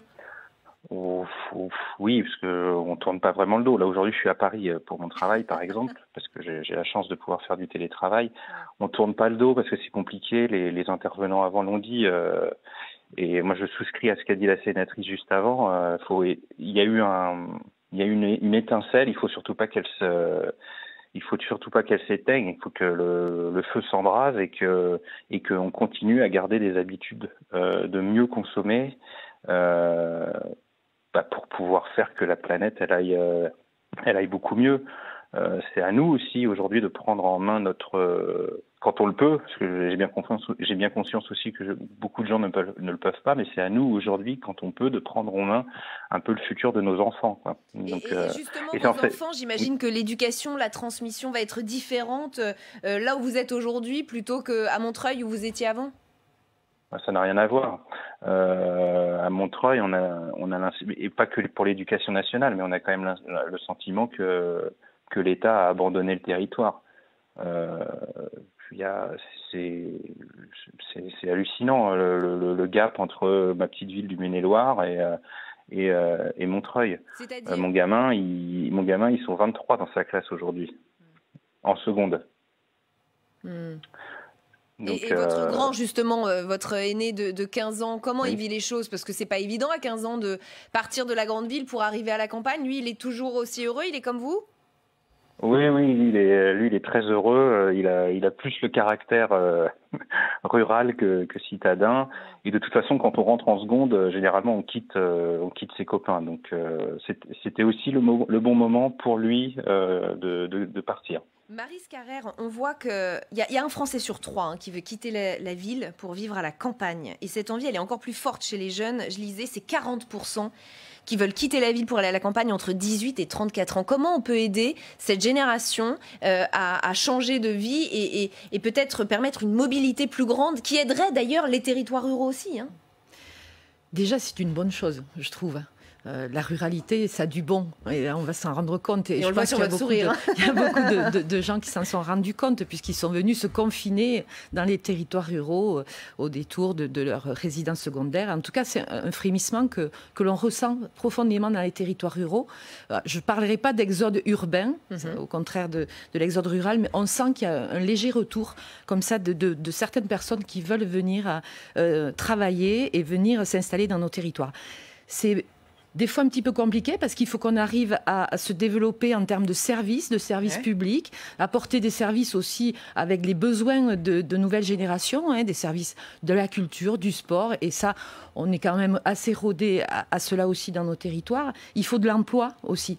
Et c'est là où on touche un petit peu au cœur du sujet. Aujourd'hui, pour l'Occitanie, que je connais bien, vous avez une grosse massification de l'emploi autour de la métropole toulousaine et on n'arrive pas à avoir un ruissellement de ces emplois sur les territoires ruraux. Pourquoi on n'y arrive pas? On parle de télétravail maintenant, il y a beaucoup de choses mises en place, justement, j'allais dire malheureusement grâce à cette crise Covid. Mais je pense que le télétravail, la crise a révélé que le télétravail était possible et on n'était pas obligé d'être entassé dans des grandes villes, dans des grandes entreprises. Il ne faut pas télétravailler tout le temps non plus. Je pense qu'il y a aussi un besoin, à un certain moment, de revenir au travail, ne serait-ce que pour la sociabilisation et puis être entouré et échanger avec ses collègues. Mais le télétravail est une chance et sur nos territoires, le développement des espaces de coworking, par exemple, qui est récent et qui est en train de se mettre en place, voilà, c'est révélateur de ces nouveaux phénomènes de mutation. Mathieu Borderon, je crois que vous avez très envie de réagir.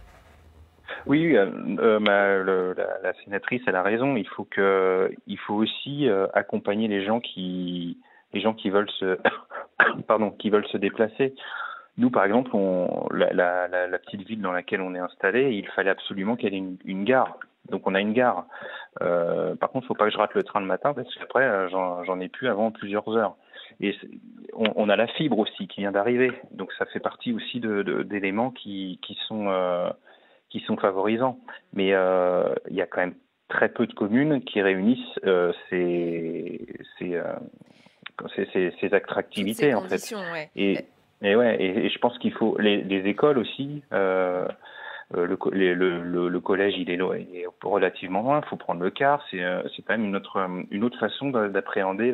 Quand on quitte la ville, il faut savoir à quoi on se prépare aussi. Ouais, vous découvrez les joies de la ruralité et de peut-être ces quelques inconvénients, on peut le dire quand même. Christine Lavarde, ça doit réinterroger quand même notre aménagement du territoire, notre politique d'aménagement du territoire. Je suis très heureuse que vous me posiez la question parce que j'étais en train de me dire que finalement les deux témoignages qu'on vient d'entendre n'étaient pas forcément conciliable. Puisque là, ça va bien, votre dernier intervenant, il a déménagé, il s'est installé dans une maison, j'ai compris, qui existait déjà. Donc là, il n'a pas pris de nouvelles, il n'a pas pris un espace naturel pour le transformer et l'artificialiser. Donc jusque-là, pas de problème. Par contre, effectivement, si on a cet exode urbain et qui se traduit par une transformation des terres agricoles pour en faire des zones pavillonnaires, là, je ne suis pas sûre qu'on aille tout à fait dans le même sens que ce qui serait prôné par le deuxième intervenant. Donc, effectivement, cette crise, ces mouvements de population interrogent sur l'aménagement du territoire. Et je vais même aller... après, là, on a parlé des zones rurales. Mais en zone urbaine, le même problème se pose. Les gens quittent la ville parce qu'ils se sentent oppressés. Pour autant, si on regarde ce que les préfets demandent aux maires de la petite couronne, c'est de densifier, construire sur la ville. Enfin, je veux bien, dans les Hauts-de-Seine, on a 9000 habitants au kilomètre carré. Donc si on construit sur la ville, on nous demande deux choses incohérentes. On nous demande de construire des îlots de fraîcheur de manière à pouvoir faire baisser la température en cas d'épisode de chaleur. Et dans le même temps, on nous demande d'augmenter la population. Donc là, c'est deux objectifs qui sont plutôt antagonistes et qui marchent pas ensemble. Il nous reste moins d'une minute, mais vous êtes géographe, Mathieu Borderon. Alors peut-être que ce que vient de nous dire Christine Lavarde vous fait réagir ? J'ai une idée pour madame. Plutôt que de reconstruire, est-ce qu'on pourrait pas rénover des vieux bâtiments, des passoires thermiques, et en plus on crée une filière pas d'éducation mais de formation à ces métiers qui manquent cruellement dans les campagnes, et donc on fait une pierre de coups. on crée des emplois pour le futur avec des aménagements rénovés et qui sont écologiques. En 20 secondes, Christine Lavarre, je vous laisse répondre. Non, mais juste pour dire que c'est l'idée du gouvernement qui, dans le cadre du plan de relance, a mis vraiment des sommes considérables sur la rénovation thermique des bâtiments. Mais là où le problème est soulevé, c'est qu'aujourd'hui, on n'a pas la main-d'œuvre qualifiée pour venir consommer ces euros engagés par l'État avec en tout cas une main-d'œuvre française, créer de l'emploi sur notre territoire. Et puis ce qui est vrai là, c'est que améliorer l'enveloppe thermique, c'est très bien, mais ça ne crée pas des nouveaux logements. Et nous, ce qu'on nous demande, c'est d'augmenter le nombre de populations en zone urbaine. Et ce sera le mot de la fin de cet échange. Merci infiniment à tous les 5 d'avoir participé à ce dialogue citoyen. Merci pour ces échanges francs, constructifs et positifs aussi. C'est ce qu'il faut retenir, la jeunesse résiliente face au Covid. Merci infiniment. Merci de nous avoir suivis. Fin de cette émission. Sachez aussi qu'elle est disponible en replay sur notre site internet publicsénat.fr. À très bientôt sur Public Sénat. Bonne soirée.